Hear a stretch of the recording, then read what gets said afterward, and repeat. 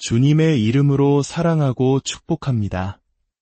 오늘 우리가 함께 나눌 이야기는 세상의 성공과 명예를 모두 손에 쥔 듯 보였던 한 목회자가 인생의 마지막 문턱에서 겪었던 깊고도 충격적인 영적 체험에 관한 고백입니다.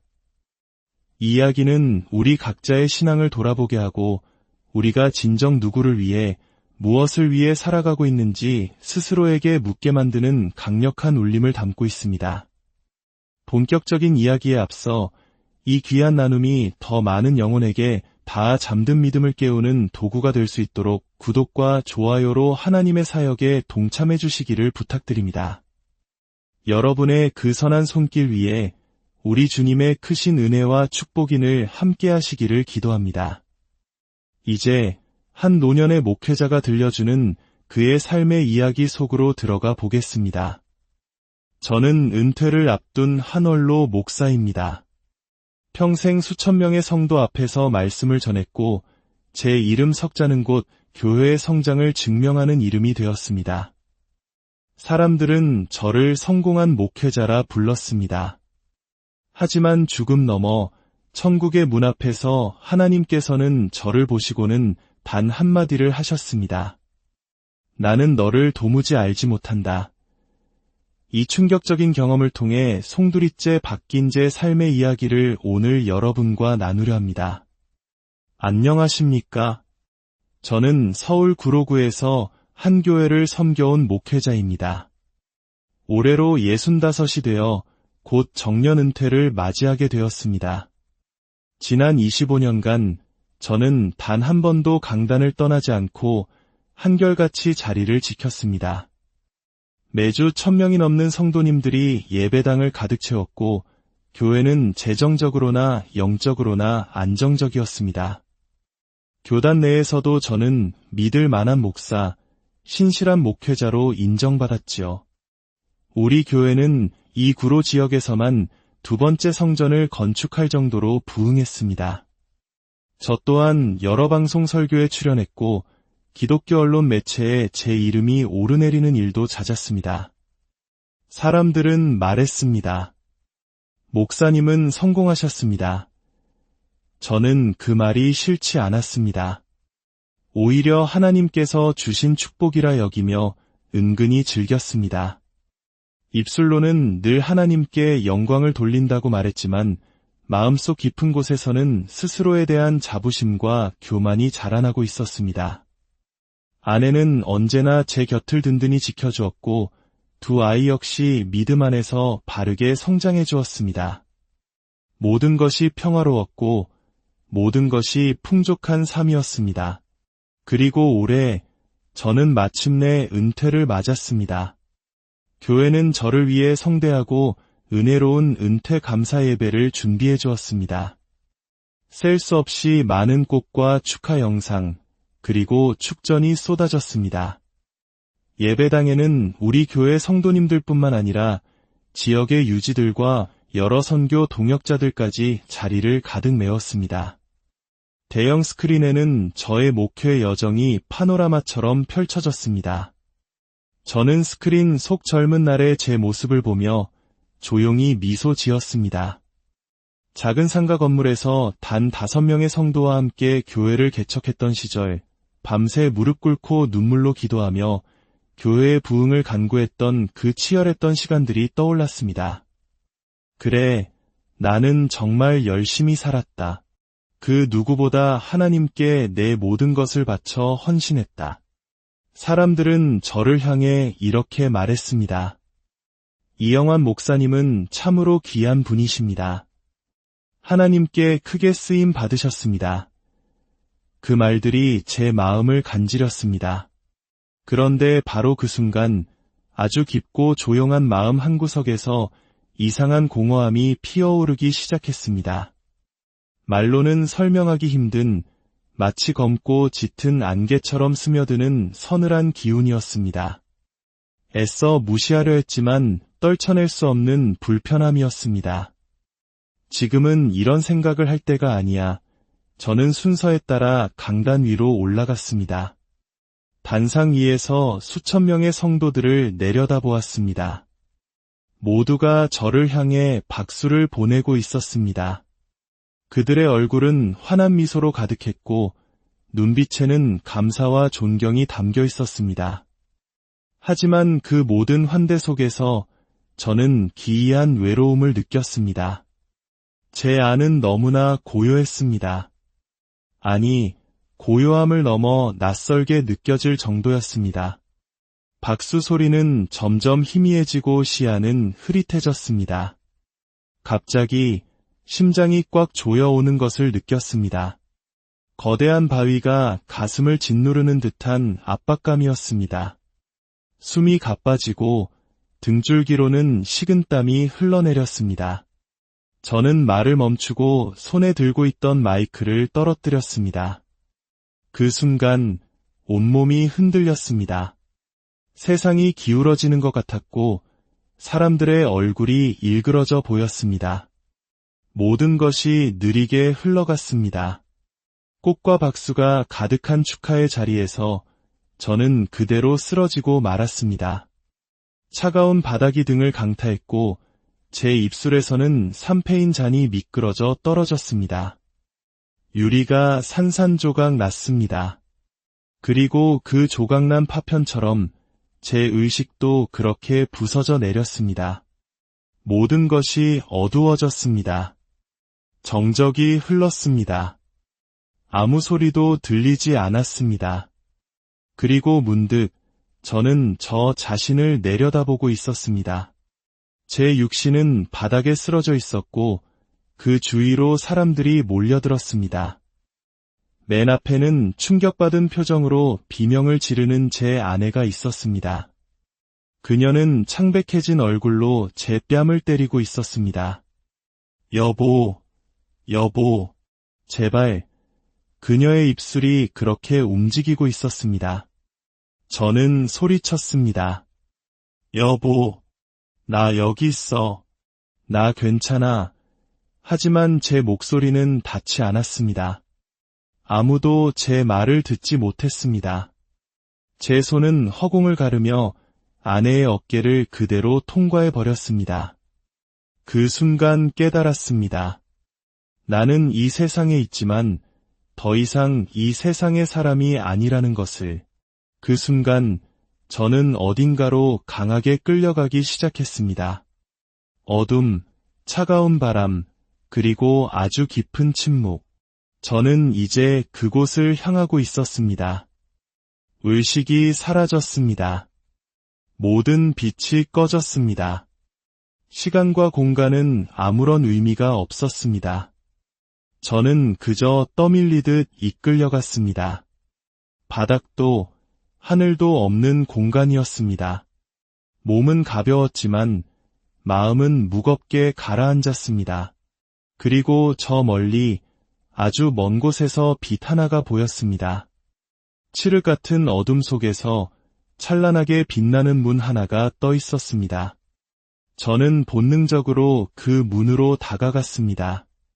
두려움 없이 멈출 수가 없었습니다. 가까워질수록 그 문은 더욱 커지고 밝게 빛났습니다. 그리고 그 문 앞에 누군가가 서 있었습니다. 저는 제 눈을 의심했습니다. 제 아내였습니다. 분명 서윤이었습니다.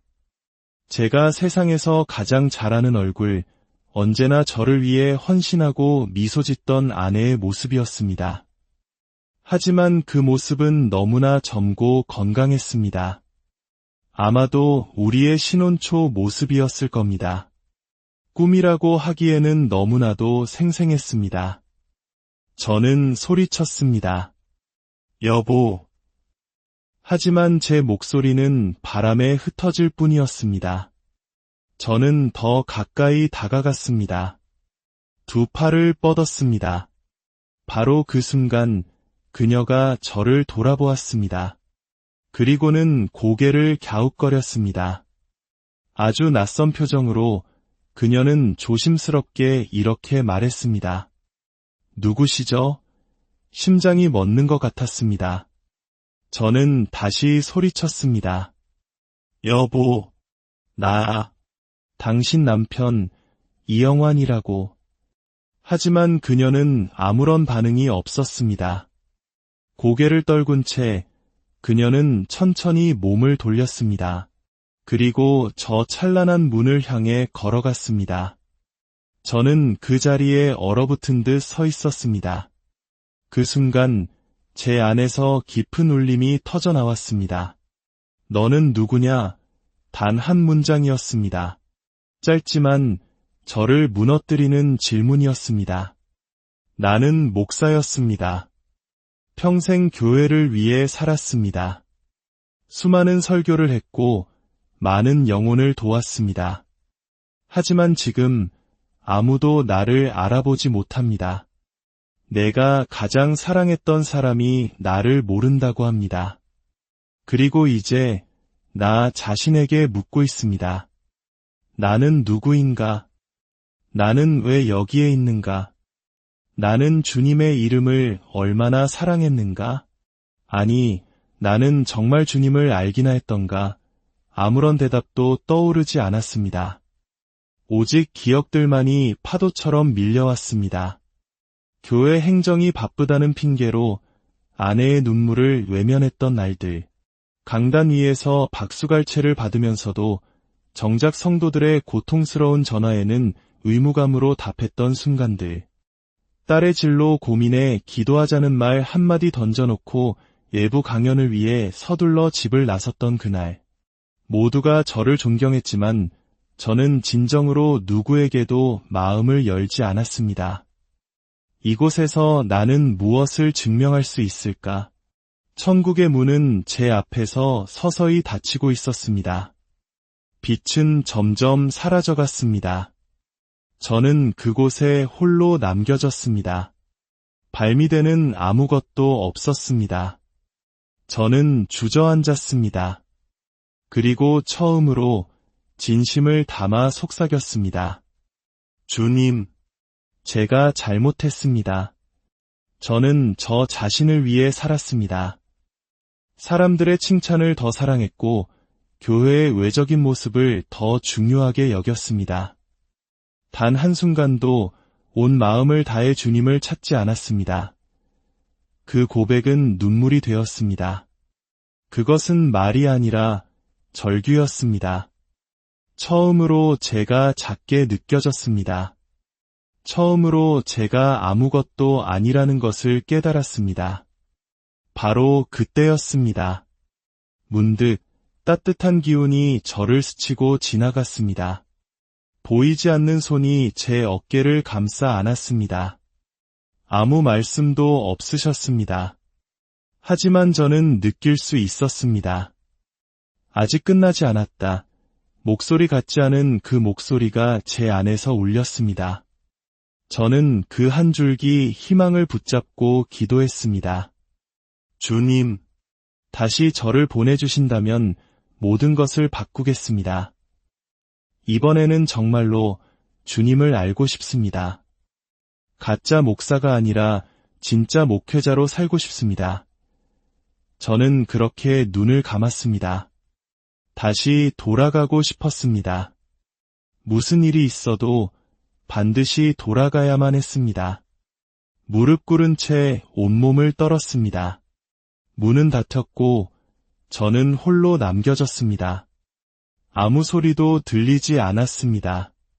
그런데 갑자기 제 앞에 빛이 퍼져나갔습니다. 어두운 바닥 위에 무언가가 비치고 있었습니다.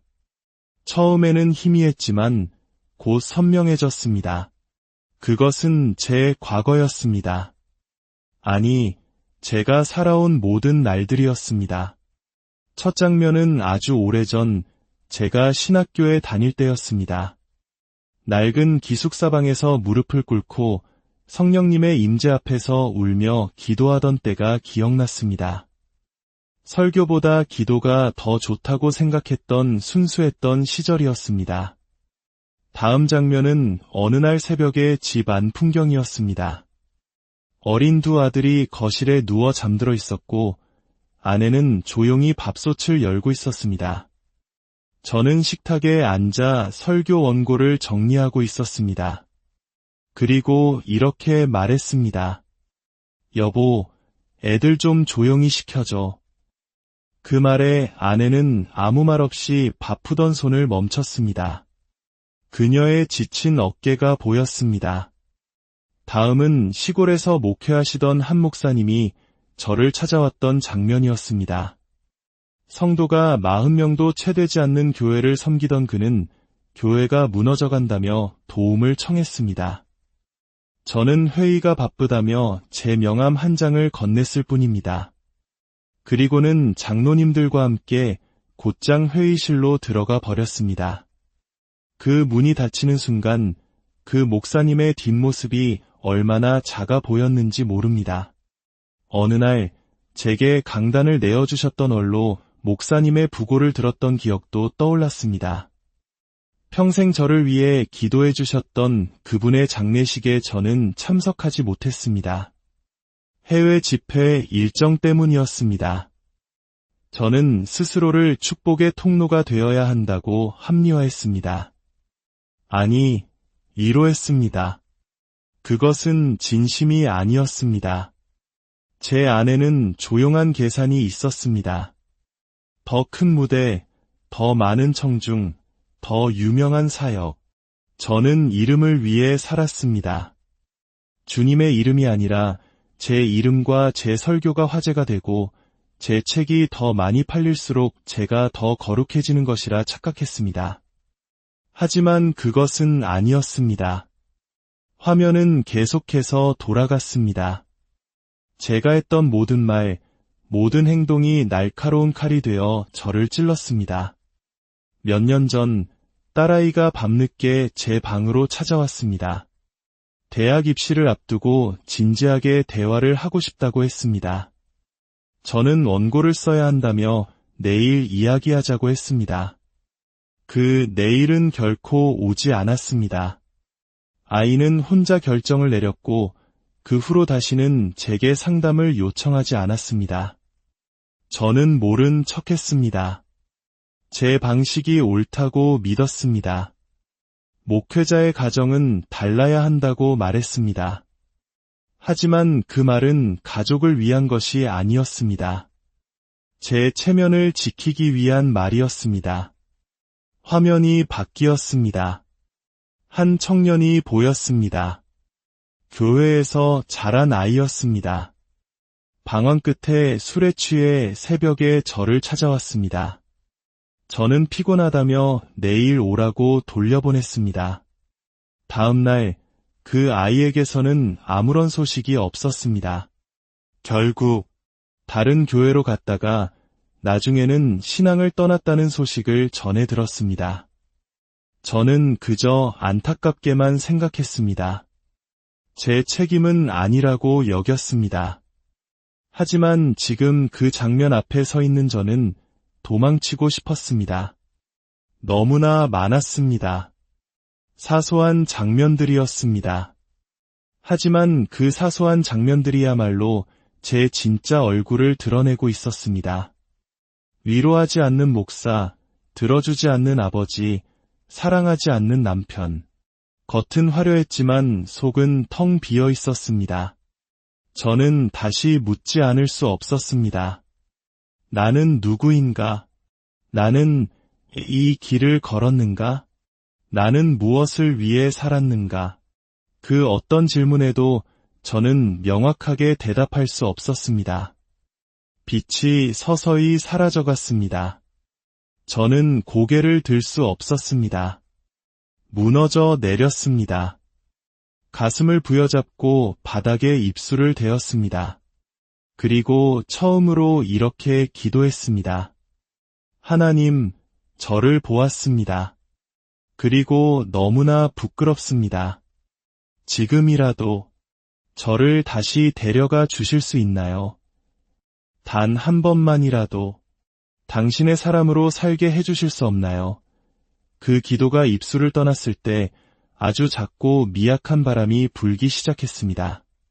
따뜻한 기운이 제 눈가를 스쳤습니다. 그제야 제 안에서 조용한 문장 하나가 떠올랐습니다. 이것이 너의 마지막 기회야. 저는 그 문장을 붙들었습니다. 온 마음과 온 힘을 다해 속삭였습니다. 돌아가겠습니다. 저는 끝없이 허물어지고 있었습니다. 말라붙은 눈물 자국만 남았을 뿐 아무런 빛도 감각도 느껴지지 않았습니다. 마치 누군가에게 잊힌 존재가 된 것 같았습니다. 생각마저 희미해졌습니다. 시간이라는 개념이 사라졌고 제 존재를 붙들 힘조차 없었습니다. 그때 갑자기 공기가 바뀌었습니다. 마치 처음부터 그곳에 있었던 것처럼 어떤 존재가 느껴졌습니다. 눈을 감고 있었지만 한 가지는 확실했습니다. 누군가가 저를 보고 있다는 것을. 아무런 말씀이 없으셨습니다. 하지만 저는 떨기 시작했습니다. 누군가가 제 영혼의 가장 깊은 곳을 꿰뚫어 보고 있었습니다. 숨겨두었던 기억, 감춰왔던 동기, 누구에게도 말하지 않았던 생각들이 하나하나 껍질처럼 벗겨져 나가는 기분이었습니다. 벗겨지는 것은 제 옷이 아니라 제 영혼이었습니다. 저는 입을 굳게 다물었습니다. 아니, 단 한마디도 할 수 없었습니다. 그리고 그 순간 들었습니다. 그것은 말이 아니었지만 분명한 의미가 있었습니다. 심장을 꿰뚫는 울림이었습니다. 너는 누구를 위해 살았느냐? 그 순간 제가 숨을 참고 있다는 것을 깨달았습니다. 저는 이미 답을 알고 있었습니다. 하지만 차마 입 밖으로 낼 수가 없었습니다. 저는 사랑한다고 말해왔습니다. 복음을 위해 살았다고 말해왔습니다. 하지만 그분 앞에서는 거짓이 통하지 않았습니다. 질문은 계속되었습니다. 나를 얼마나 사랑했느냐? 온몸이 얼어붙었습니다. 늘 사랑이라 말했지만 지금 돌이켜보니 그것은 사랑이 아니었습니다. 그것은 기능이었습니다. 역할이었습니다. 저는 하나님을 사랑한 것이 아니라 그분을 이용했습니다. 그분의 이름으로 교회를 세우고 그분의 권위를 빌려 사람들을 움직였으며 그분의 말씀으로 제 욕망을 정당화했습니다. 침묵이 다시 찾아왔습니다. 하지만 제 마음속에서는 불길이 타오르기 시작했습니다. 그 불은 따뜻하지 않았습니다. 뜨겁고 고통스럽고 수치스러웠습니다. 제 안에서 무언가 무너져 내리고 있었습니다. 오랫동안 쌓아올린 신념의 탑이 송두리째 흔들렸습니다. 제가 누구인지, 무엇을 믿는지 혼란스러웠습니다. 다시 질문이 던져졌습니다. 내가 전했던 그 말들, 내가 가르쳤던 그 진리, 내가 주장했던 그 믿음이 너에게는 진정 실제였느냐? 그 순간 저는 부르짖었습니다. 말이 아니라 영혼이 외쳤습니다. 아닙니다. 주님, 저는 거짓말쟁이였습니다. 사람들 앞에서는 진실한 척했지만 주님 앞에서는 아무것도 아닙니다. 사랑한다고 말했지만 주님을 이용했습니다. 영혼을 위한 것이라 말했지만 제 자리를 지키기에 급급했습니다. 진리를 선포한다고 외쳤지만 그것은 제 수치를 가리기 위한 방패였습니다. 저는 짐승처럼 울부짖었습니다. 바닥에 엎드려 몸을 웅크렸습니다. 너무나 부끄러워 다시는 고개를 들 수 없었습니다. 그 순간 침묵이 멎었습니다. 아주 고요한 숨결이 제 귓가에 닿았습니다. 나는 처음부터 너를 알고 있었다. 그 말씀에 다시 눈물이 터져 나왔습니다. 나는 너의 모든 것을 안다. 너의 허영심, 너의 위선, 너의 두려움, 너의 욕망. 나는 모든 것을 안다. 그럼에도 나는 여전히 이렇게 너를 보고 있다. 저는 형벌을 기다렸습니다. 심판을 각오했습니다. 하지만 그분은 잠잠하셨습니다. 그리고 또 다른 말씀이 들려왔습니다. 지금이라면 다시 돌아갈 수 있다. 그것은 약속이 아니었습니다. 그것은 기회였습니다. 오늘 이 이야기를 듣는 사랑하는 성도 여러분, 이 목회자의 이야기는 바로 우리 자신의 이야기일 수 있습니다. 우리는 얼마나 자주 사람들의 인정과 세상의 성공을 하나님의 뜻이라 착각하며 살아갑니까? 우리의 기도와 헌신이 순수한 사랑이 아닌 우리의 욕망을 채우기 위한 수단이 된 적은 없었습니까? 함께 기도하기를 원합니다. 사랑과 은혜의 하나님 아버지, 오늘 한 목회자의 정직한 고백을 통해 저희 자신을 돌아보게 하시니 감사합니다. 저희의 마음을 비추어 주시옵소서. 외적인 모습이 아닌 중심을 보시는 주님 앞에 정직하게 설 수 있는 용기를 주시옵소서. 세상의 성공이 아닌 주님을 아는 것을 가장 큰 기쁨으로 여기는 참된 믿음을 허락하여 주시옵소서. 이 시간 말씀을 듣는 모든 심령 위에 주님의 평강과 위로가 넘치기를 간절히 기도합니다. 우리 주 예수 주님의 이름으로 사랑하고 축복합니다. 오늘 우리가 함께 나눌 이야기는 세상의 성공과 명예를 모두 손에 쥔 듯 보였던 한 목회자가 인생의 마지막 문턱에서 겪었던 깊고도 충격적인 영적 체험에 관한 고백입니다. 이 이야기는 우리 각자의 신앙을 돌아보게 하고 우리가 진정 누구를 위해 무엇을 위해 살아가고 있는지 스스로에게 묻게 만드는 강력한 울림을 담고 있습니다. 본격적인 이야기에 앞서 이 귀한 나눔이 더 많은 영혼에게 다 잠든 믿음을 깨우는 도구가 될 수 있도록 구독과 좋아요로 하나님의 사역에 동참해 주시기를 부탁드립니다. 여러분의 그 선한 손길 위에 우리 주님의 크신 은혜와 축복인을 함께 하시기를 기도합니다. 이제 한 노년의 목회자가 들려주는 그의 삶의 이야기 속으로 들어가 보겠습니다. 저는 은퇴를 앞둔 한월로 목사입니다. 평생 수천 명의 성도 앞에서 말씀을 전했고 제 이름 석자는 곳 교회의 성장을 증명하는 이름이 되었습니다. 사람들은 저를 성공한 목회자라 불렀습니다. 하지만 죽음 넘어 천국의 문 앞에서 하나님께서는 저를 보시고는 단 한마디를 하셨습니다. 나는 너를 도무지 알지 못한다. 이 충격적인 경험을 통해 송두리째 바뀐 제 삶의 이야기를 오늘 여러분과 나누려 합니다. 안녕하십니까? 저는 서울 구로구에서 한 교회를 섬겨온 목회자입니다. 올해로 65이 되어 곧 정년 은퇴를 맞이하게 되었습니다. 지난 25년간 저는 단 한 번도 강단을 떠나지 않고 한결같이 자리를 지켰습니다. 매주 1000명이 넘는 성도님들이 예배당을 가득 채웠고 교회는 재정적으로나 영적으로나 안정적이었습니다. 교단 내에서도 저는 믿을 만한 목사, 신실한 목회자로 인정받았지요. 우리 교회는 이 구로 지역에서만 두 번째 성전을 건축할 정도로 부흥했습니다. 저 또한 여러 방송 설교에 출연했고 기독교 언론 매체에 제 이름이 오르내리는 일도 잦았습니다. 사람들은 말했습니다. 목사님은 성공하셨습니다. 저는 그 말이 싫지 않았습니다.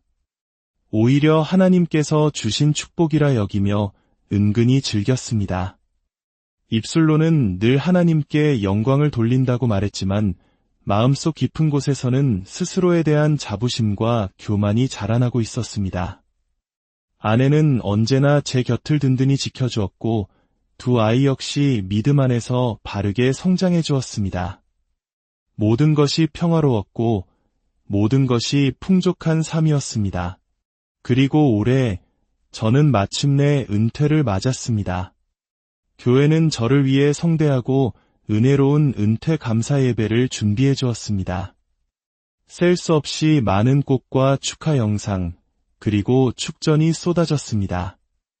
예배당에는 우리 교회 성도님들뿐만 아니라 지역의 유지들과 여러 선교 동역자들까지 자리를 가득 메웠습니다.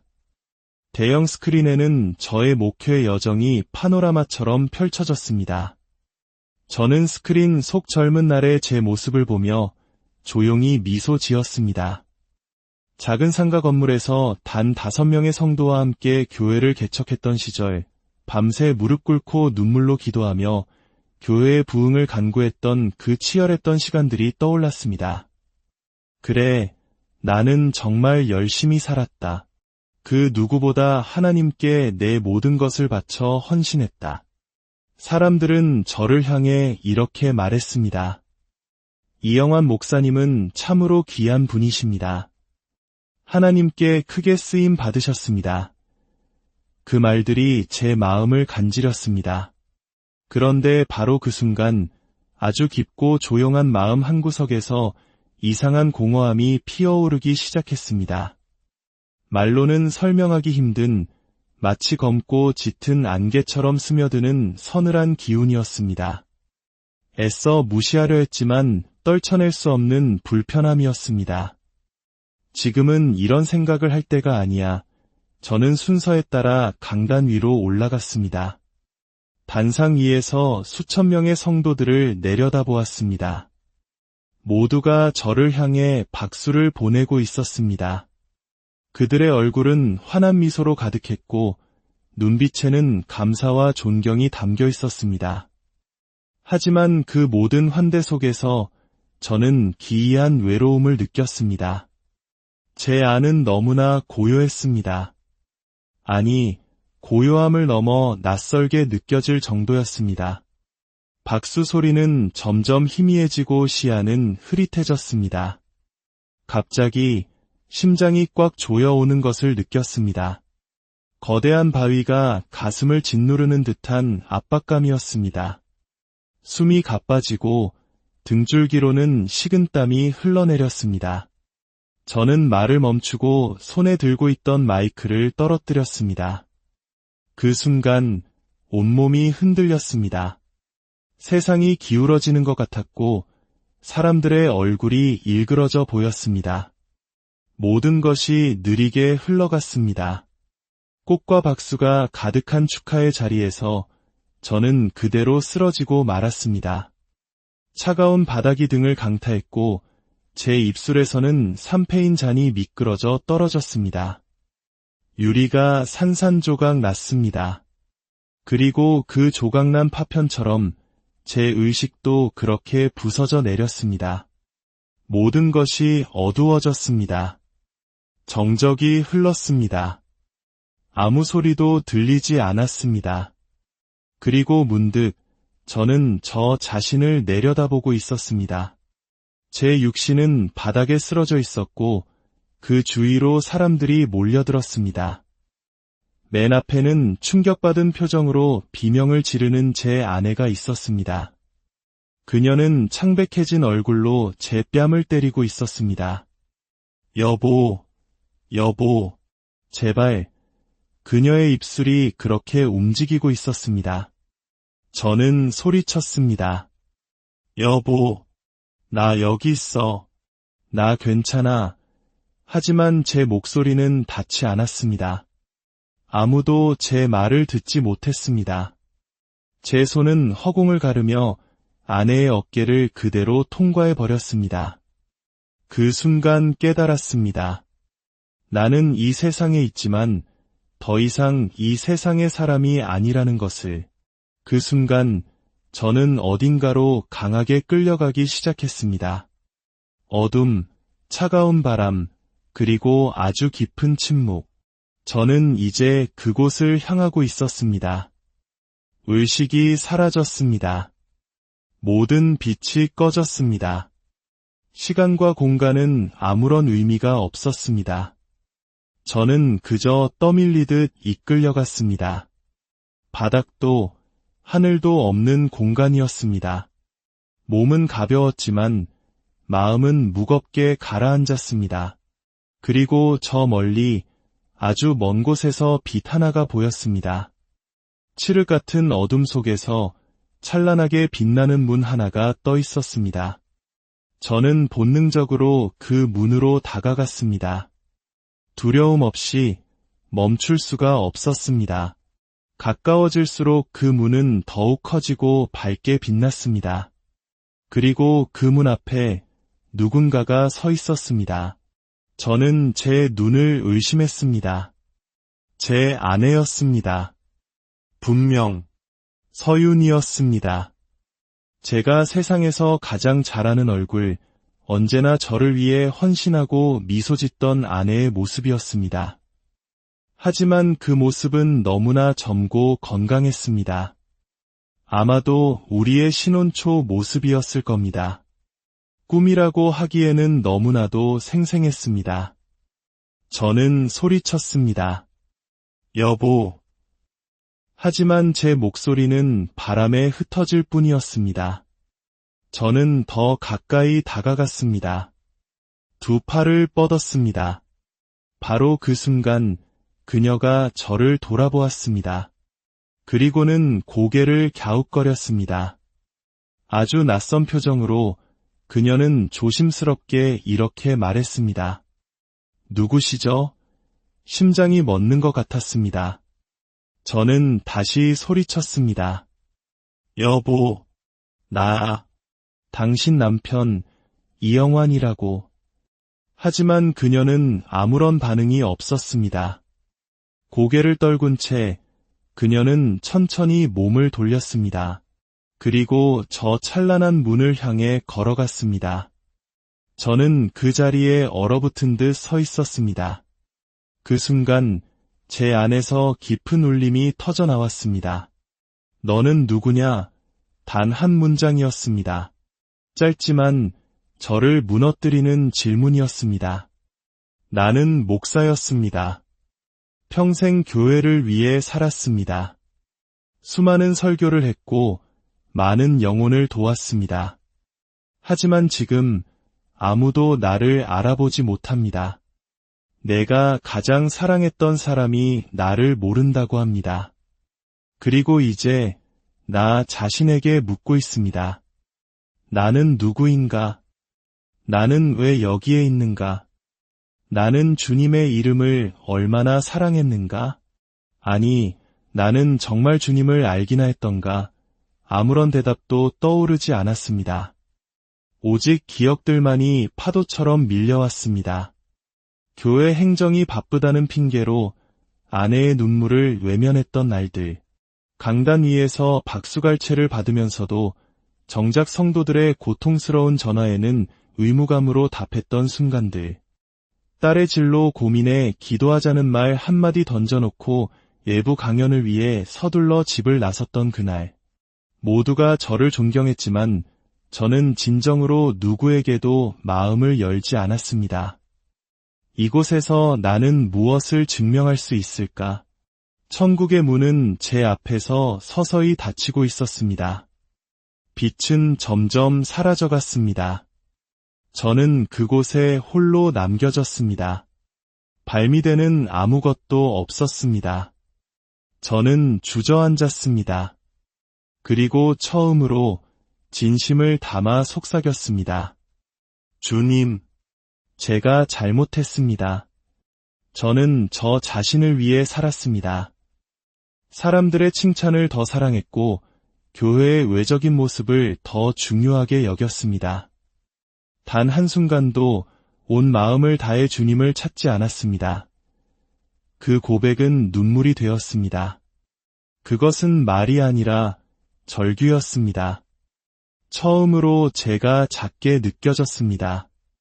처음으로 제가 아무것도 아니라는 것을 깨달았습니다. 바로 그때였습니다. 문득 따뜻한 기운이 저를 스치고 지나갔습니다. 보이지 않는 손이 제 어깨를 감싸 안았습니다. 아무 말씀도 없으셨습니다.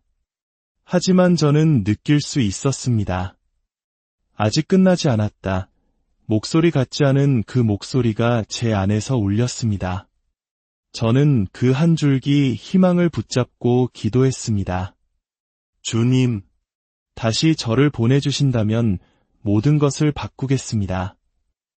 이번에는 정말로 주님을 알고 싶습니다. 가짜 목사가 아니라 진짜 목회자로 살고 싶습니다. 저는 그렇게 눈을 감았습니다. 다시 돌아가고 싶었습니다. 무슨 일이 있어도 반드시 돌아가야만 했습니다. 무릎 꿇은 채 온몸을 떨었습니다. 문은 닫혔고 저는 홀로 남겨졌습니다. 아무 소리도 들리지 않았습니다. 그런데 갑자기 제 앞에 빛이 퍼져나갔습니다. 어두운 바닥 위에 무언가가 비치고 있었습니다. 처음에는 희미했지만 곧 선명해졌습니다. 그것은 제 과거였습니다. 아니, 제가 살아온 모든 날들이었습니다. 첫 장면은 아주 오래전 제가 신학교에 다닐 때였습니다. 낡은 기숙사방에서 무릎을 꿇고 성령님의 임재 앞에서 울며 기도하던 때가 기억났습니다. 설교보다 기도가 더 좋다고 생각했던 순수했던 시절이었습니다. 다음 장면은 어느 날 새벽의 집 안 풍경이었습니다. 어린 두 아들이 거실에 누워 잠들어 있었고 아내는 조용히 밥솥을 열고 있었습니다. 저는 식탁에 앉아 설교 원고를 정리하고 있었습니다. 그리고 이렇게 말했습니다. 여보, 애들 좀 조용히 시켜줘. 그 말에 아내는 아무 말 없이 바쁘던 손을 멈췄습니다. 그녀의 지친 어깨가 보였습니다. 다음은 시골에서 목회하시던 한 목사님이 저를 찾아왔던 장면이었습니다. 성도가 40명도 채 되지 않는 교회를 섬기던 그는 교회가 무너져간다며 도움을 청했습니다. 저는 회의가 바쁘다며 제 명함 한 장을 건넸을 뿐입니다. 그리고는 장로님들과 함께 곧장 회의실로 들어가 버렸습니다. 그 문이 닫히는 순간 그 목사님의 뒷모습이 얼마나 작아 보였는지 모릅니다. 어느 날 제게 강단을 내어주셨던 얼로 목사님의 부고를 들었던 기억도 떠올랐습니다. 평생 저를 위해 기도해 주셨던 그분의 장례식에 저는 참석하지 못했습니다. 해외 집회 일정 때문이었습니다. 저는 스스로를 축복의 통로가 되어야 한다고 합리화했습니다. 아니, 이로했습니다. 그것은 진심이 아니었습니다. 제 안에는 조용한 계산이 있었습니다. 더 큰 무대, 더 많은 청중, 더 유명한 사역. 저는 이름을 위해 살았습니다. 주님의 이름이 아니라 제 이름과 제 설교가 화제가 되고 제 책이 더 많이 팔릴수록 제가 더 거룩해지는 것이라 착각했습니다. 하지만 그것은 아니었습니다. 화면은 계속해서 돌아갔습니다. 제가 했던 모든 말, 모든 행동이 날카로운 칼이 되어 저를 찔렀습니다. 몇 년 전 딸아이가 밤늦게 제 방으로 찾아왔습니다. 대학 입시를 앞두고 진지하게 대화를 하고 싶다고 했습니다. 저는 원고를 써야 한다며 내일 이야기하자고 했습니다. 그 내일은 결코 오지 않았습니다. 아이는 혼자 결정을 내렸고 그 후로 다시는 제게 상담을 요청하지 않았습니다. 저는 모른 척했습니다. 제 방식이 옳다고 믿었습니다. 목회자의 가정은 달라야 한다고 말했습니다. 하지만 그 말은 가족을 위한 것이 아니었습니다. 제 체면을 지키기 위한 말이었습니다. 화면이 바뀌었습니다. 한 청년이 보였습니다. 교회에서 자란 아이였습니다. 방황 끝에 술에 취해 새벽에 저를 찾아왔습니다. 저는 피곤하다며 내일 오라고 돌려보냈습니다. 다음 날 그 아이에게서는 아무런 소식이 없었습니다. 결국 다른 교회로 갔다가 나중에는 신앙을 떠났다는 소식을 전해 들었습니다. 저는 그저 안타깝게만 생각했습니다. 제 책임은 아니라고 여겼습니다. 하지만 지금 그 장면 앞에 서 있는 저는 도망치고 싶었습니다. 너무나 많았습니다. 사소한 장면들이었습니다. 하지만 그 사소한 장면들이야말로 제 진짜 얼굴을 드러내고 있었습니다. 위로하지 않는 목사, 들어주지 않는 아버지, 사랑하지 않는 남편. 겉은 화려했지만 속은 텅 비어 있었습니다. 저는 다시 묻지 않을 수 없었습니다. 나는 누구인가? 나는 이 길을 걸었는가? 나는 무엇을 위해 살았는가? 그 어떤 질문에도 저는 명확하게 대답할 수 없었습니다. 빛이 서서히 사라져갔습니다. 저는 고개를 들 수 없었습니다. 무너져 내렸습니다. 가슴을 부여잡고 바닥에 입술을 대었습니다. 그리고 처음으로 이렇게 기도했습니다. 하나님, 저를 보았습니다. 그리고 너무나 부끄럽습니다. 지금이라도 저를 다시 데려가 주실 수 있나요? 단 한 번만이라도 당신의 사람으로 살게 해주실 수 없나요? 그 기도가 입술을 떠났을 때 아주 작고 미약한 바람이 불기 시작했습니다. 따뜻한 기운이 제 눈가를 스쳤습니다. 그제야 제 안에서 조용한 문장 하나가 떠올랐습니다. 이것이 너의 마지막 기회야. 저는 그 문장을 붙들었습니다. 온 마음과 온 힘을 다해 속삭였습니다. 돌아가겠습니다. 저는 끝없이 허물어지고 있었습니다. 말라붙은 눈물 자국만 남았을 뿐 아무런 빛도 감각도 느껴지지 않았습니다. 마치 누군가에게 잊힌 존재가 된 것 같았습니다. 생각마저 희미해졌습니다. 시간이라는 개념이 사라졌고 제 존재를 붙들 힘조차 없었습니다. 그때 갑자기 공기가 바뀌었습니다. 마치 처음부터 그곳에 있었던 것처럼 어떤 존재가 느껴졌습니다. 눈을 감고 있었지만 한 가지는 확실했습니다. 누군가가 저를 보고 있다는 것을. 아무런 말씀이 없으셨습니다. 하지만 저는 떨기 시작했습니다. 누군가가 제 영혼의 가장 깊은 곳을 꿰뚫어 보고 있었습니다. 숨겨두었던 기억, 감춰왔던 동기, 누구에게도 말하지 않았던 생각들이 하나하나 껍질처럼 벗겨져 나가는 기분이었습니다. 벗겨지는 것은 제 옷이 아니라 제 영혼이었습니다. 저는 입을 굳게 다물었습니다. 아니, 단 한마디도 할 수 없었습니다. 그리고 그 순간 들었습니다. 그것은 말이 아니었지만 분명한 의미가 있었습니다. 심장을 꿰뚫는 울림이었습니다. 너는 누구를 위해 살았느냐?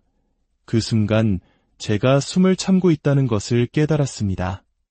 저는 이미 답을 알고 있었습니다. 하지만 차마 입 밖으로 낼 수가 없었습니다. 저는 사랑한다고 말해왔습니다. 복음을 위해 살았다고 말해왔습니다. 하지만 그분 앞에서는 거짓이 통하지 않았습니다. 질문은 계속되었습니다. 나를 얼마나 사랑했느냐? 온몸이 얼어붙었습니다.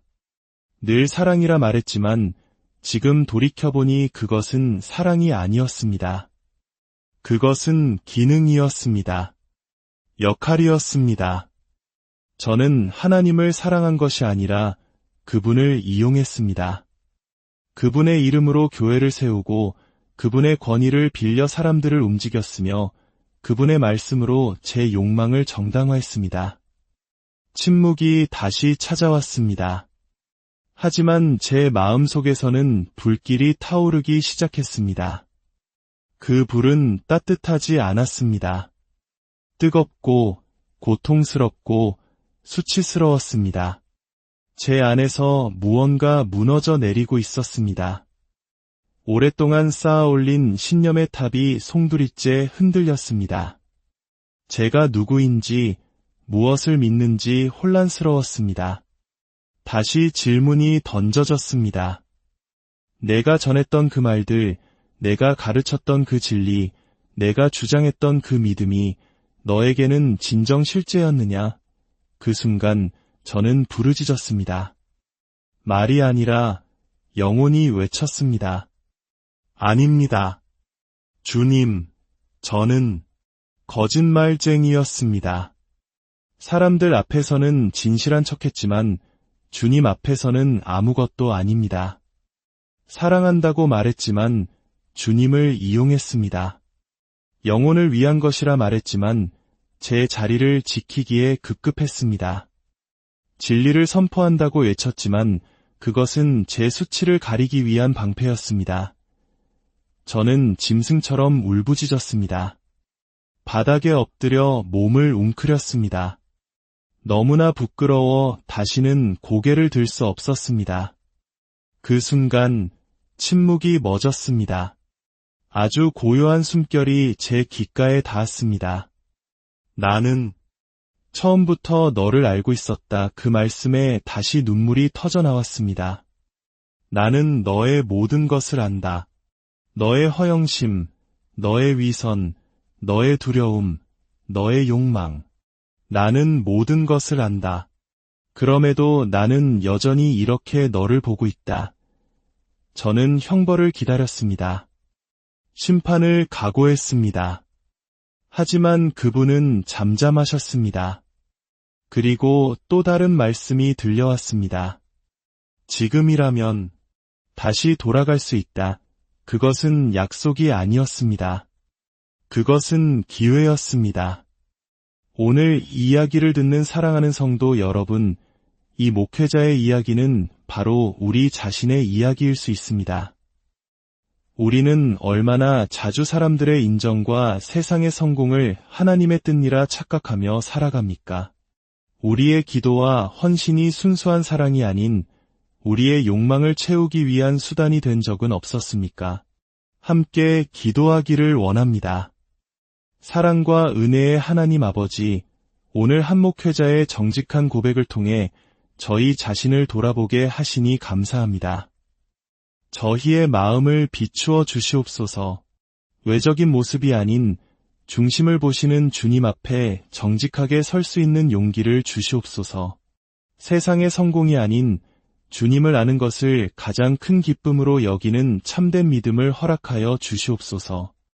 이 시간 말씀을 듣는 모든 심령 위에 주님의 평강과 위로가 넘치기를 간절히 기도합니다. 우리 주 예수 주님의 이름으로 사랑하고 축복합니다.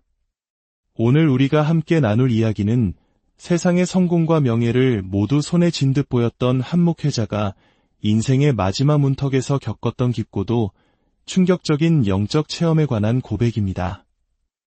이 이야기는 우리 각자의 신앙을 돌아보게 하고 우리가 진정 누구를 위해 무엇을 위해 살아가고 있는지 스스로에게 묻게 만드는 강력한 울림을 담고 있습니다. 본격적인 이야기에 앞서 이 귀한 나눔이 더 많은 영혼에게 다 잠든 믿음을 깨우는 도구가 될 수 있도록 구독과 좋아요로 하나님의 사역에 동참해 주시기를 부탁드립니다. 여러분의 그 선한 손길 위에 우리 주님의 크신 은혜와 축복이 늘 함께 하시기를 기도합니다. 이제 한 노년의 목회자가 들려주는 그의 삶의 이야기 속으로 들어가 보겠습니다. 저는 은퇴를 앞둔 한월로 목사입니다. 평생 수천 명의 성도 앞에서 말씀을 전했고 제 이름 석자는 곳 교회의 성장을 증명하는 이름이 되었습니다. 사람들은 저를 성공한 목회자라 불렀습니다. 하지만 죽음 넘어 천국의 문 앞에서 하나님께서는 저를 보시고는 단 한마디를 하셨습니다. 나는 너를 도무지 알지 못한다. 이 충격적인 경험을 통해 송두리째 바뀐 제 삶의 이야기를 오늘 여러분과 나누려 합니다. 안녕하십니까? 저는 서울 구로구에서 한 교회를 섬겨온 목회자입니다. 올해로 65이 되어 곧 정년 은퇴를 맞이하게 되었습니다. 지난 25년간 저는 단 한 번도 강단을 떠나지 않고 한결같이 자리를 지켰습니다. 매주 1000명이 넘는 성도님들이 예배당을 가득 채웠고 교회는 재정적으로나 영적으로나 안정적이었습니다. 교단 내에서도 저는 믿을 만한 목사, 신실한 목회자로 인정받았지요. 우리 교회는 이 구로 지역에서만 두 번째 성전을 건축할 정도로 부흥했습니다. 저 또한 여러 방송 설교에 출연했고 기독교 언론 매체에 제 이름이 오르내리는 일도 잦았습니다. 사람들은 말했습니다. 목사님은 성공하셨습니다. 저는 그 말이 싫지 않았습니다. 오히려 하나님께서 주신 축복이라 여기며 은근히 즐겼습니다. 입술로는 늘 하나님께 영광을 돌린다고 말했지만 마음속 깊은 곳에서는 스스로에 대한 자부심과 교만이 자라나고 있었습니다. 아내는 언제나 제 곁을 든든히 지켜주었고 두 아이 역시 믿음 안에서 바르게 성장해 주었습니다. 모든 것이 평화로웠고 모든 것이 풍족한 삶이었습니다. 그리고 올해 저는 마침내 은퇴를 맞았습니다. 교회는 저를 위해 성대하고 은혜로운 은퇴 감사 예배를 준비해 주었습니다. 셀 수 없이 많은 꽃과 축하 영상, 그리고 축전이 쏟아졌습니다. 예배당에는 우리 교회 성도님들뿐만 아니라 지역의 유지들과 여러 선교 동역자들까지 자리를 가득 메웠습니다. 대형 스크린에는 저의 목회 여정이 파노라마처럼 펼쳐졌습니다. 저는 스크린 속 젊은 날의 제 모습을 보며 조용히 미소 지었습니다. 작은 상가 건물에서 단 5명의 성도와 함께 교회를 개척했던 시절, 밤새 무릎 꿇고 눈물로 기도하며 교회의 부흥을 간구했던 그 치열했던 시간들이 떠올랐습니다. 그래, 나는 정말 열심히 살았다. 그 누구보다 하나님께 내 모든 것을 바쳐 헌신했다. 사람들은 저를 향해 이렇게 말했습니다. 이영환 목사님은 참으로 귀한 분이십니다. 하나님께 크게 쓰임 받으셨습니다. 그 말들이 제 마음을 간지렸습니다.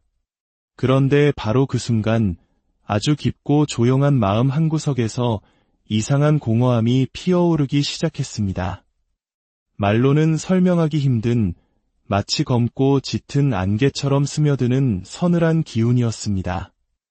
애써 무시하려 했지만 떨쳐낼 수 없는 불편함이었습니다. 지금은 이런 생각을 할 때가 아니야. 저는 순서에 따라 강단 위로 올라갔습니다.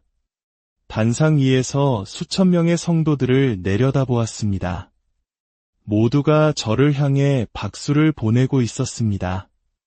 그들의 얼굴은 환한 미소로 가득했고 눈빛에는 감사와 존경이 담겨 있었습니다. 하지만 그 모든 환대 속에서 저는 기이한 외로움을 느꼈습니다. 제 안은 너무나 고요했습니다. 아니, 고요함을 넘어 낯설게 느껴질 정도였습니다. 박수 소리는 점점 희미해지고 시야는 흐릿해졌습니다.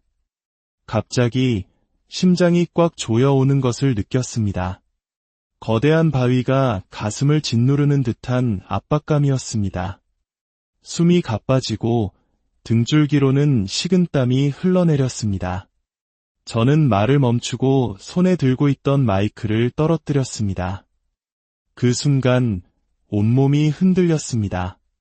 세상이 기울어지는 것 같았고 사람들의 얼굴이 일그러져 보였습니다. 모든 것이 느리게 흘러갔습니다. 꽃과 박수가 가득한 축하의 자리에서 저는 그대로 쓰러지고 말았습니다. 차가운 바닥이 등을 강타했고 제 입술에서는 삼페인 잔이 미끄러져 떨어졌습니다. 유리가 산산조각 났습니다. 그리고 그 조각난 파편처럼 제 의식도 그렇게 부서져 내렸습니다. 모든 것이 어두워졌습니다. 정적이 흘렀습니다. 아무 소리도 들리지 않았습니다. 그리고 문득 저는 저 자신을 내려다보고 있었습니다. 제 육신은 바닥에 쓰러져 있었고 그 주위로 사람들이 몰려들었습니다. 맨 앞에는 충격받은 표정으로 비명을 지르는 제 아내가 있었습니다. 그녀는 창백해진 얼굴로 제 뺨을 때리고 있었습니다. 여보, 여보, 제발. 그녀의 입술이 그렇게 움직이고 있었습니다. 저는 소리쳤습니다. 여보, 나 여기 있어. 나 괜찮아. 하지만 제 목소리는 닿지 않았습니다. 아무도 제 말을 듣지 못했습니다. 제 손은 허공을 가르며 아내의 어깨를 그대로 통과해 버렸습니다. 그 순간 깨달았습니다.